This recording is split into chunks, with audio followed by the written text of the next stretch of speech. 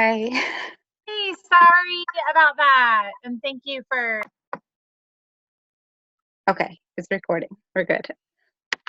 Hi, Kristen. I really enjoyed Hi, Katie. being in your classroom and being able to see what was going on. I think you are doing a really wonderful job as a teacher.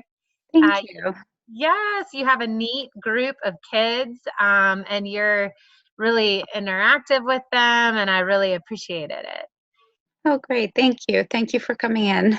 Yes, my pleasure. Just one of the things that I wanted to start out with, something you're doing a really good job of, is giving students praise, making them feel valued and like they're being successful. You said, give yourself a round of applause. I really liked that feel.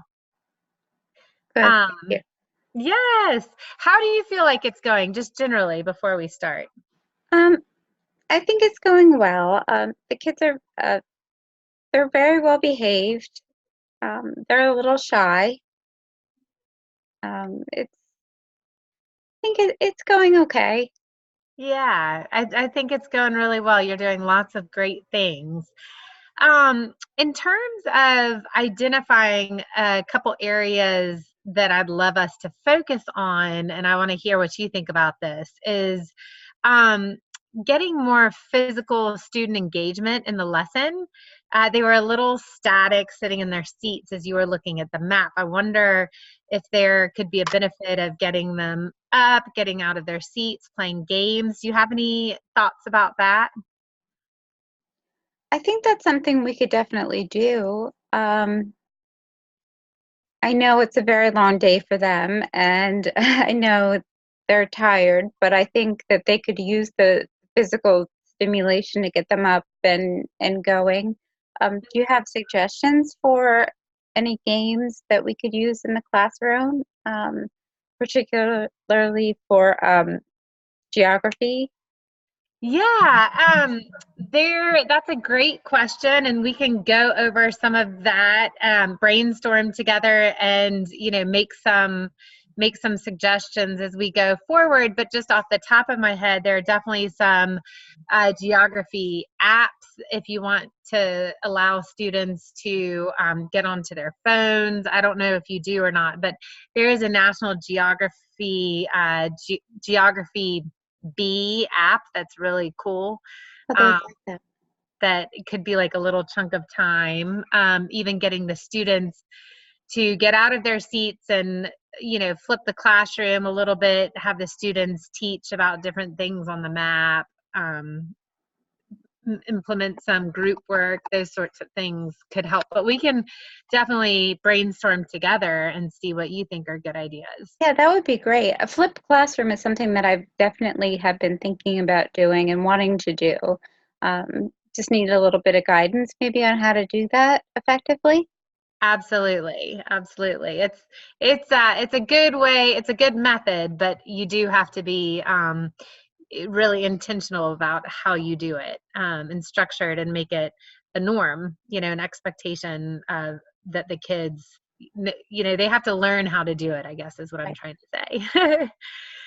um, what do you think about how, again, it's sort of along the same lines, but a general question, how you think the class can be a little more student centric than teacher led the whole time?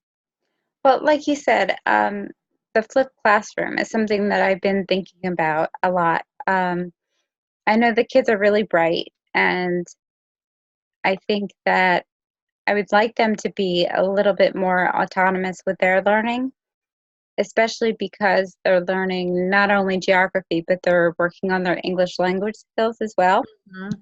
So I'd like them to be more out of the box, higher level thinkers. So I would like to see them do more independent group work, more more meaningful projects, more student-led projects, more students teaching students, more students guiding students, more students guiding the class type of scenarios. Um, Mhm. so, like you said, I'd like to maybe focus on trying some flipped classroom activities be to start? Get some procedures set up for that.